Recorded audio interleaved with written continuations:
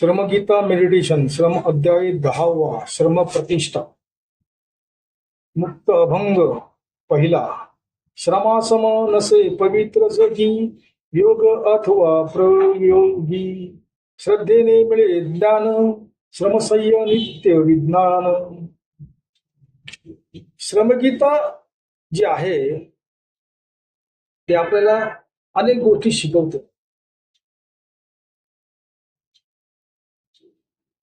या जगामध्ये योग आणि प्रयोग यापेक्षा सत्य असं श्रम आहे। सत्य गोष्ट आणि मिथ्य गोष्ट यामध्ये फरक जर करायचा बघितला आपण तर श्रमची ताकद श्रमाची शक्ती आपल्याला आपल्या हातामध्ये आहे, मेंदूमध्ये आहे, मनामध्ये, पण दिसत नाही। करायला गेलो तर काम करून दाखवते ना। म्हणून सत्य आहे काय आहे श्रम, मिथ्य काय आहे योग प्रयोग। तर प्रयोग सुद्धा केले जातात, योग सुद्धा केला जातो, पण प्रयोगावरती प्रयोग प्रयोगावरती प्रयोग त्याला वेळ लागतो। श्रम तुमचं कसं राहील लगेच तुम्हाला कृती करून दाखवतो आणि तुम्हाला त्याचं फलित मिळतं।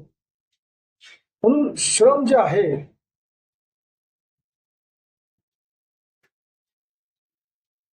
श्रम हे तुम्हाला जगात प्रतिष्ठा मिळवून देणारं असतं। श्रमासारखं पवित्र या जगात काहीच नाही। तुम्ही घाणीमध्ये हात घाला, हात धुवा, तुमचे हात पवित्र झाले, त्यावरती गोमूत्र शिंपडायची सुद्धा गरज नाही। इतकं प्रतिष्ठित इतकं पवित्र असे श्रम आहे। आणि तुमची श्रद्धा असेल तर तुम्हाला ज्ञान प्राप्त होतच, पण याचा जो नियम आहे तो संयम आहे। नित्य संयम जर असेल तर विज्ञानासारख्या गोष्टी सहज घडून दाखवणारा हा श्रम। म्हणून श्रमासम नसे पवित्र जगी, श्रमासारखा या जगामध्ये पवित्र असा कोणीच नाही, पुण्यवान असा कोणीच नाही। पण श्रमाने अनेक देह जे उद्धारले आहेत, अनेक कोटी पुळे सुद्धा उद्धारले आहेत श्रमामुळे। मग तुमची बुद्धी असेल, तुमचं शिक्षण असेल, तर तुम्ही मेहनत घेत असाल, श्रम ही प्रत्येकाला एक आयुष्य घडवण्याची संधी देतं। पूर्वीच्या काळी वेगळं होतं, आता वेगळं आहे। श्रमाने, कामाने, नोकरीने, उद्योगाने तुमचं पूर्व आयुष्य तुम्ही पुसून टाकू शकता।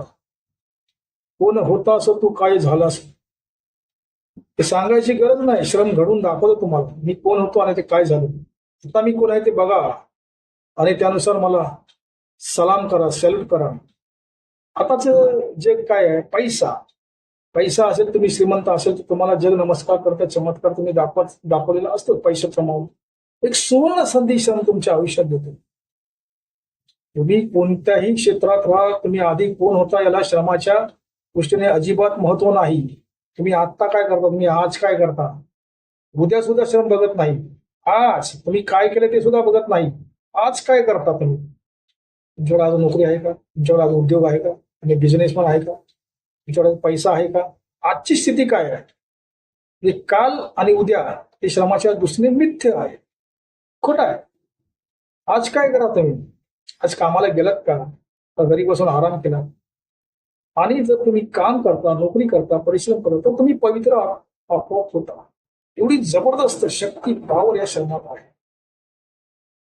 आणि शक्ती आणि पॉवर जर तुम्हाला मिळवायची असेल तर तुमचं सातत्य महत्वाचं आहे, आणि सातत्यासोबत संयम, सहनशीलता महत्व। तुम्हाला राग आला, तुमचा बॉस म्हणाला किंवा नोकरीत काहीतरी वेगळं घडलं, मारही नोकरीवर लाग आणि घरी आला, असं करून उपयोग आहे का नाही। संयम महत्वाचा, हातचं सोडून पडद्याच्या मागे जायचं नाही।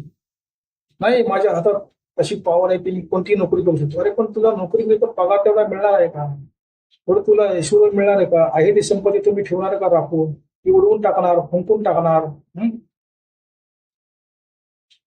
श्रम तुम्हाला 7 पिढ्या बसून खायला देऊ शकतं, एवढी जबरदस्त शक्ती त्याकडे आहे, एवढी जबरदस्त इच्छाशक्ती या श्रमाने तुमच्या मनामध्ये निर्माण होऊ शकते। हे टाटा बिर्ले बघा, टाटा बिर्ला आहेत ते, तो उद्योजक घराणी त्यांनी घडवली। टाटांच्या बाबतीत एक अशी दंतकथा सांगितली जाते की टाटांची जी पूर्वज आहे, पूर्वज एकदा घरी बसली होती, त्यांच्याकडे एक अशी स्त्री आली, तेजस्वी स्त्री, ती म्हणाली मला तहान लागले, मला पाणी दे। पण टाटांची जी पूर्वज होती त्या घरातली, तर तिने विचार केला ही एवढी तेजस्वी दिसते, हिला ताण लागले, मग ही कोणतरी देवीचं रूप आहे. मला तिला तिला असं वाटलं की ही साक्षात लक्ष्मीचं रूप आहे. आणि मग तिने काय केलं की म्हणाली माझ्याकडे पाणी तर नाही, मी जाऊन विहिरीवरून घेऊन येते. आणि मग ती टाटांच्या घरातली पूर्वज स्त्री गेली विहिरीवरती.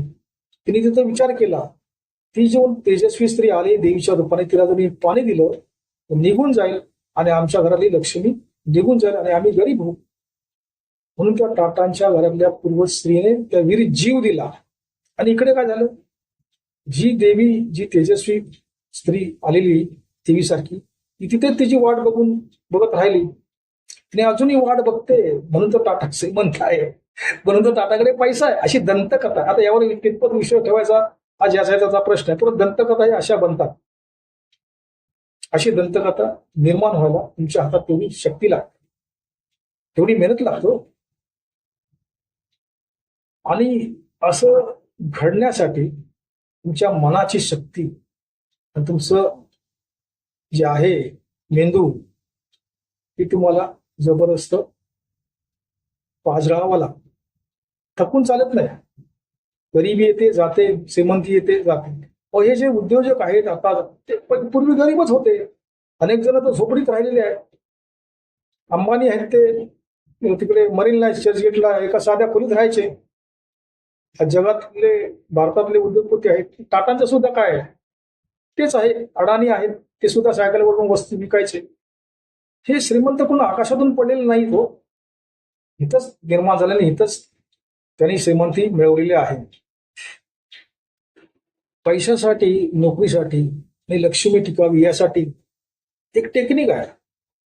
हे बघा, हे 5 रुपयाचं नाणं, त्यावर काय लिहिलंय, श्रम जगत, वर्ल्ड ऑफ वर्क, ILO लिहिलंय, इंडियन लेबर ऑर्गनायझेशन. तर हे श्रमाचं नाणं आहे. श्रमाचं नाणं म्हणजे जी काही श्रमाची संस्था असेल, श्रम जगत जगातली, त्याच्या ह्या पितळते हे नाणं काढलेले आहे. अशी माझ्याकडे 2 नाणी आहेत. तुमच्याकडे जितकी नाणी असेल तेवढी घ्यायची आहेत. 5 रुपयाची असेल, 10 रुपयाची असेल, ही नाणी तुम्ही एका भांड्यातल्या पाण्यात टाकायचे. हे जे भांड आहे ते तुम्ही स्टीलचं घ्या, कोणत्याही धातूचं घ्या, अगदी सोन्याचं सुद्धा चालेल, मात्र प्लास्टिकचं घेऊ नका. काचेचं चालेल. कारण प्लास्टिक काय आहे मग त्याला नकारात्मक भावना निर्माण करते. आता हे जे पाणी आहे त्याला तुम्ही चार्ज करायचं आणि सांगायचं की मला संपत्ती मिळू दे, मला नोकरी मिळू दे, मला उद्योग माझा चांगला चालू दे, माझी भरभराट होऊ दे. धन्यवाद ब्रह्मा, मी तुझा आभारी आहे. ब्रह्मा. असे डोळे बंद करून म्हणायचे. तुम्ही पाण्याला सुद्धा म्हणू शकता आणि पाण्याला सुद्धा तुम्ही चार्ज करायचं. आणि हे चार्ज झालेलं पाणी तुम्ही पिऊन टाकायचं. हे पाणी प्यायला म्हणजे काय केलं, ती चार्ज झालेली जी शक्ती आहे, ऊर्जा आहे, थोडक्यात तुम्ही तुमच्या मनामध्ये रिचवलेली आहे, जिरवलेली आहे, झिरपवलेली आहे शरीराने. असं तुम्ही रोज करा. 21 दिवस करा, 28 दिवस करा. हा सोपा टेक्निक आहे. आणि पैसे मिळतातच. श्रम केल्याने काय पैसे मिळतात, काम केल्याने काय पैसे मिळतात, परिश्रम केल्याने काय पैसे मिळतात. मिळण्याचं प्रमाण कमी जास्त असेल तर ज्यांचा लॉ ऑफ अट्रॅक्शनवर विश्वास आहे त्यांनी हे टेक्निक करून बघायला काय हरकत नाही. चांगलं टेक्निक आहे आणि काय खर्चिक नाहीये. घरातल्या घरात करायचं आहे आणि ह्याला जास्त वेळ पण लागत नाही. अगदी 1 मिनिटाचं टेक्निक आहे.